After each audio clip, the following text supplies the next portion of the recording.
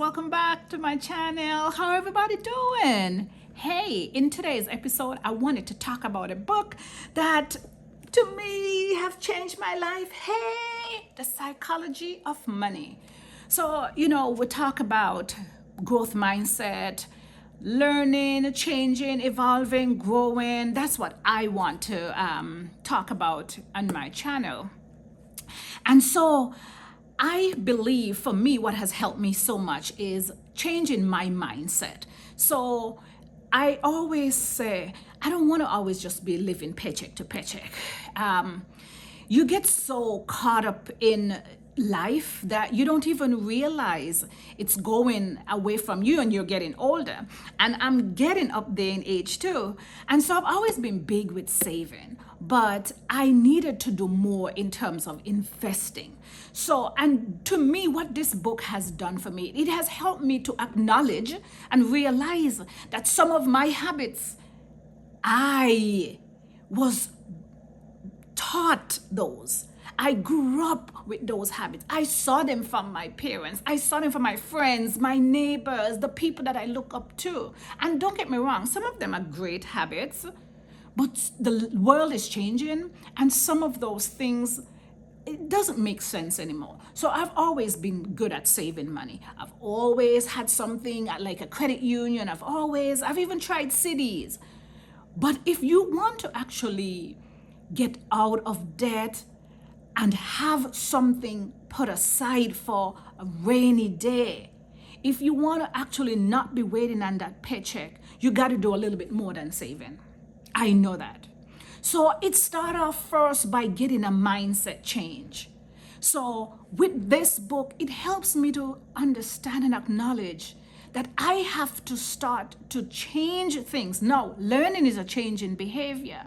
So I know for us, for myself, I know that I have to, instead of just always running to the store every weekend and just purchasing, now I said, no, I am now going to do meal plans so that I put out, I know I am going to cook this meal on this particular day. These are the things that I'm going to need. And then I start telling my family, listen, instead of running to the grocery store every week and purchasing and not even looking at how much money we're spending, now we're going to be more conscious of what we're doing.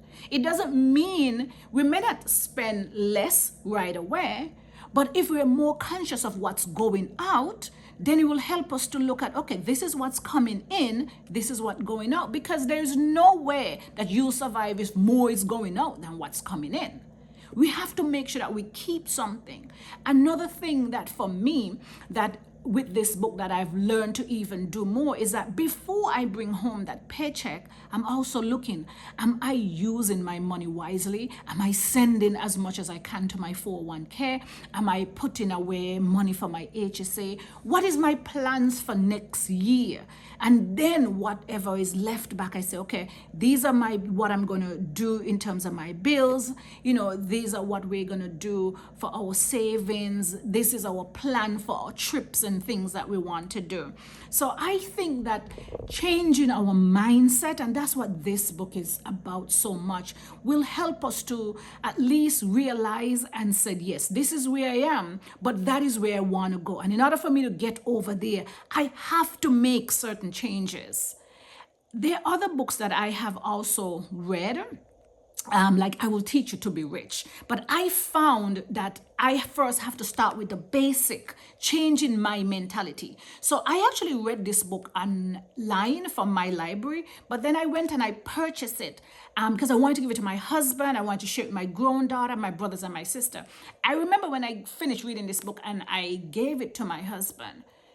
After he finished reading it, he said, I want to read it a second time. Because sometimes you need to read something a second or third time to get it to sink in. And sometimes you read the first time and you get some of the ideas, but you just need to read a second time, a third time to make sure you really understand the book. And then after that, we pass the book on to the rest of our family. And I know that money is always like something that people don't want to talk about. And that's okay. You have to give people time and space. And sometimes you have to let them come to you.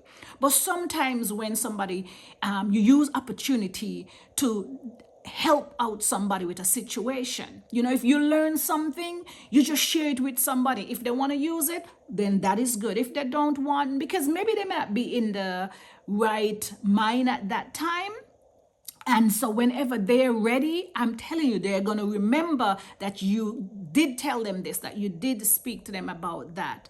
So if anybody has any other book that they think is great, they think that will help with, a mindset, a shift in the way we think, we got to get out of this poverty living. And no, don't get me wrong. I know the cost of living is high. I mean, you go to the store and by the time you finish your grocery shopping, it's over $200. And then they give you a 3% raise, but then the following year, they add 3% to your health insurance. I know all of that. So I'm wondering, so my question is, how are we going to even up to them? How are we going to get out of that? And I think that we have to learn to play the game right.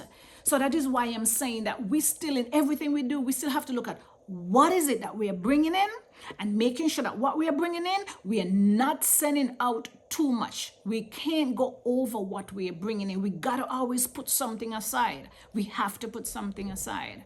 If you have any comments, anything you like to say, share it with me. I'm always happy to hear.